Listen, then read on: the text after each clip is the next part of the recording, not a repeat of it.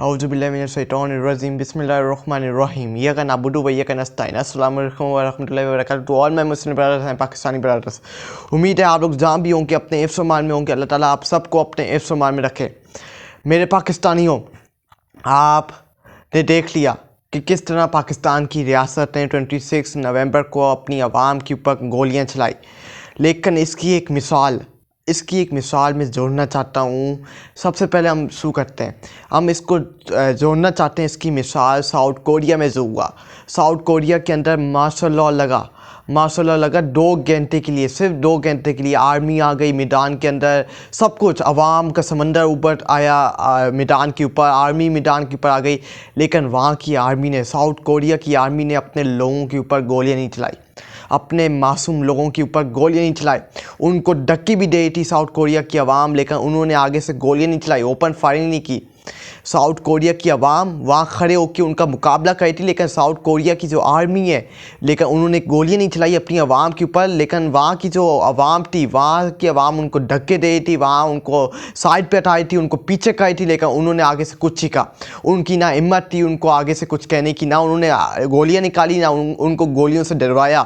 ہماری ریاست نے 26 نومبر کو اپنے لوگوں کے اوپر گولیاں چلائی، صرف حق لینے آئے تھے اپنا، جو صرف اپنا حق لینے آئے تھے، جو صرف عمران خان کی رہائی کے لیے، اپنے لوگوں کی رہائی کے لیے، جن کو بے گناہ قیدیوں کے اندر رکھا ہوا ہے، جیلوں کے اندر رکھا ہے، ان کی رہائی کے لیے آئے تھے. لیکن رات کے اندھیرے کے اندر لائٹیں بند کر کے اپنے لوگوں کے اوپر، پاکستان کی ریاست، جو ریاست اپنے لوگوں کے پیسوں کے اوپر عیاشیاں کرتی ہے، انہی لوگوں کے اوپر انہوں نے لائٹیں بند کر کے اوپن فائرنگ کی. لیکن ساؤتھ کوریا میں ایسا نہیں ہوا. ساؤتھ کوریا کا صدر، ساؤتھ کوریا کا آرمی چیف، اس سے معافی مانگی کہ مجھ سے غلطی ہو گئی، کہ میں نے ماشاء اللہ لگا دیا، مجھے معاف کر دو، میں دوبارہ یہ حرکت نہیں کروں گا.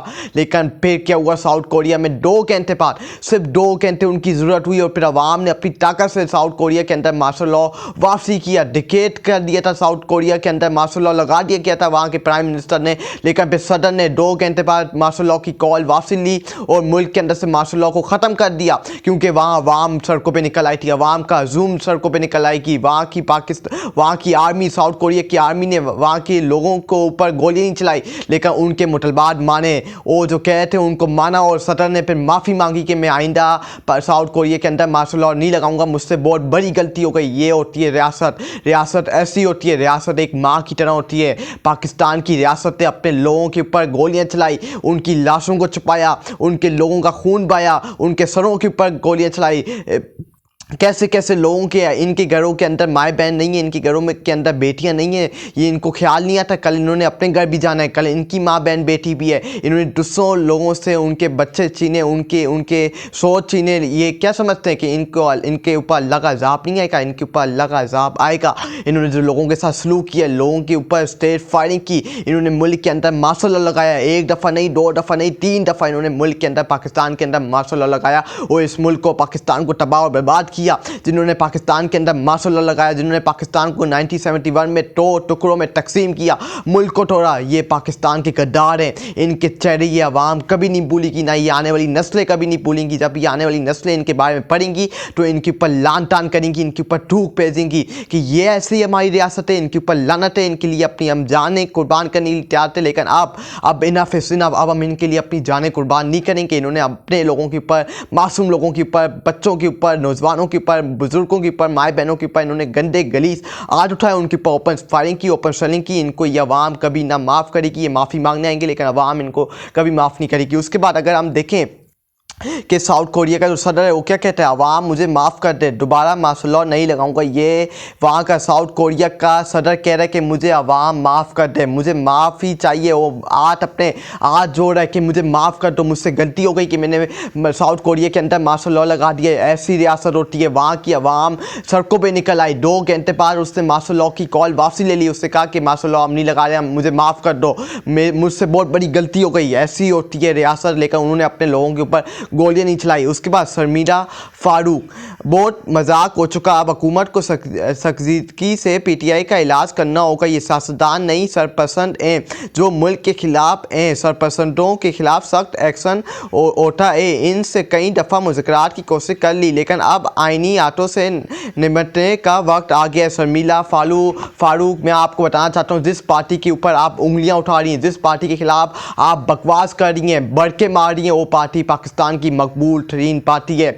आप अगर उसको बैन करने की कोशिश करेंगे, अगर आप उसको टेररिस्ट डिक्लेयर करें, इसका मतलब आप पाकिस्तान की 24 करोड़ अवाम को टेररिस्ट डिक्लेयर कर रहे हैं। आपकी हिम्मत, आपकी ज़रूरत कैसे हुई? आप उन पार्टियों से पीटीआई को मिला रहे हैं जिनकी कोई औकात नहीं है अवाम की नज़र में, जिनकी पाकिस्तान में क्या पूरी दुनिया में उनकी कोई औकात नहीं है। आप पीटीआई को, इमरान खान को उन पार्टियों से मिला रहे हैं। तो आप ना तो पढ़े लिखे, इमरान खान ने सही कहा है, ये ना पढ़े लिखे जाहिल हैं, ये पढ़े लिखे जाहिल हैं और ना ये पढ़ने सीखने की कोशिश भी नहीं करते, ऊपर से ये पढ़े लिखे जाहिल हैं और पाकिस्तानियों के ऊपर इनको मुस्तरद कर दिया कि आप जैसे सियासतदान, आप जैसे जर्नलिस्ट जब पाकिस्तान के अंदर बैठे रहेंगे, पाकिस्तान तबाह और बर्बाद होगा, पाकिस्तान तरक्की नहीं कर सकता।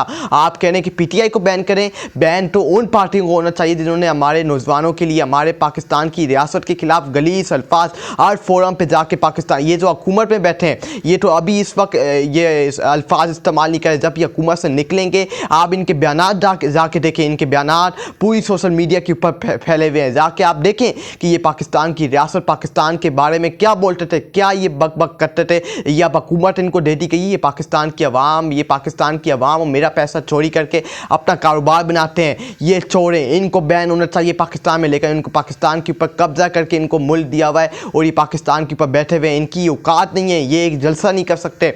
अगर इनकी औकात होती ना तो ये जलसा करके दिखा दें, ये फेयर एंड फेयर इलेक्शन करवा के देख लें। 8 फरवरी को आपने देख लिया कि इनकी औकात, इनकी असल वैल्यू क्या है, अवाम ने इनकी असल औकात, इनकी असल वैल्यू 8 फरवरी को पूरी दुनिया को बताया कि अवाम की नज़र में इनकी असल औकात और इनकी असल वैल्यू क्या है। अवाम ने अपना फैसला सुना दिया था। अगर अब भी आपका दिल नहीं भरा तो आप एक और इलेक्शन करवा के देख लें, फेयर इलेक्शन करवा के देख लें, कोई धांधली वाला इलेक्शन नहीं, आप फेयर इलेक्शन